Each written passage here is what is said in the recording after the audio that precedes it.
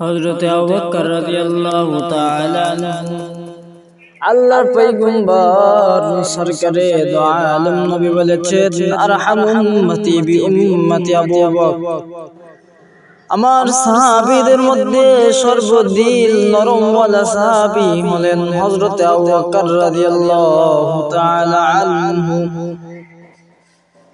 এই হযরতে আবু বকর রাদিয়াল্লাহু তাআলা আনহু চিন্তা করলেন, একদিন ইহুদি পণ্ডিতের কাছে যাবেন কালিমার দাওয়াত নিয়া।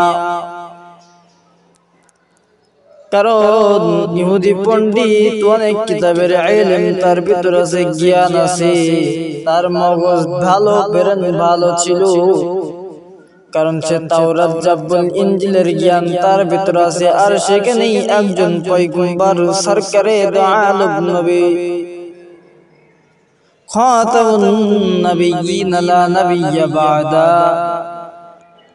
সর্বশেষ হিসেবে একজন নবী প্রেরণ হবেন মুহাম্মদ সাল্লাল্লাহু আলাইহি ওয়াসাল্লাম। হয়তো তিনার এই বিষয়ে কোনো জ্ঞান ধারণা আছে, কারণ তিনি তো অনেক কিতাবেরই ধারাবাহক। কিন্তু তিনি ছিলেন ইহুদি পণ্ডিত, মুসলিম ধর্মে আসেন নাই, মুসলমান ধর্ম গ্রহণ করেন নাই। এক পর্যায়ে ইহুদি পণ্ডিতের কাছে আরহামু উম্মতি বি উম্মতি আবু বকর, আবু বকর চলে গেছেন কালিমার দাওয়াত নিয়া। কালিমার দাওয়াত নিয়া যখন ইহুদি পণ্ডিতের কাছে গেছে, ইহুদি পণ্ডিতের কাছে গিয়া বলতেছেন, ও ইহুদি পণ্ডিত, তোমার হয়তো অনেক ধারাবাহিকতা জ্ঞান আছে, অনেক কিতাবের জ্ঞান আছে,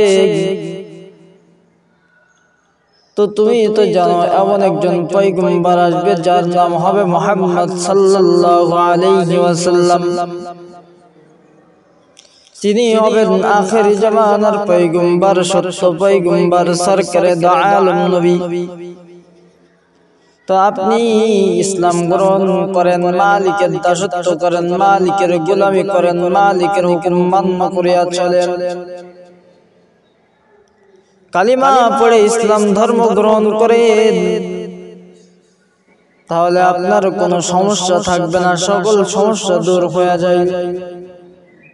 ইহুদি পণ্ডিত জবাব দিয়ে ফেললেন, ও আবু বকর, আমি কোন আল্লাহকে বিশ্বাস করব যে আল্লাহ হত দরিদ্র, নাউযুবিল্লাহ, যে আল্লাহ হত দরিদ্র মানুষের কাছে চেয়ে খায়, ওই আল্লাহর হুকুম, ওই আল্লাহর ইসলাম ধর্ম আমি গ্রহণ করব, তাই মনে করেছ আমি ইসলাম ধর্ম গ্রহণ করব না? আবু বকর কে আল্লাহ রাসূল দলিল দিয়ে দিলেন, আরহামু উম্মতি বি উম্মতি আবু বকর। আবু বকর ছিলেন সর্ব নরম দিলওয়ালা একজন সাহাবী। তিনার মতো নরম দিলওয়ালা সাহাবী দ্বিতীয় আর কেউ নাই।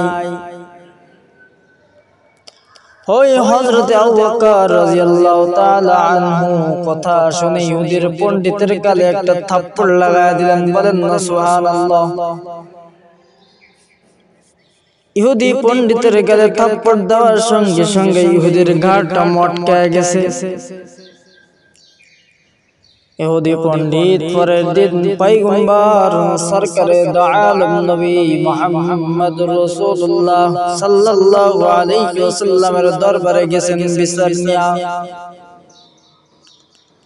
ইহুদি পণ্ডিত পয়গম্বরের কাছে গেলে পয়গম্বর বলে, ও ইহুদি পণ্ডিত, কি হয়েছে তোমার, বলো বলো। ইহুদি পণ্ডিত বলতেছে, ও পয়গম্বর, আবু বকর আমাকে মেরে দেখেন ঘাড় মটকায় দিচ্ছে। তখন পয়গম্বর বলছেন, ও ইহুদি পণ্ডিত, তুমি কি ভালো করে দেখেছো আবু বকর মেরেছে নাকি উমর মেরেছে? কারণ হযরতে উমর রাদিয়াল্লাহু তাআলা আনহুর রাগ ছিল অধিক পরিমাণ।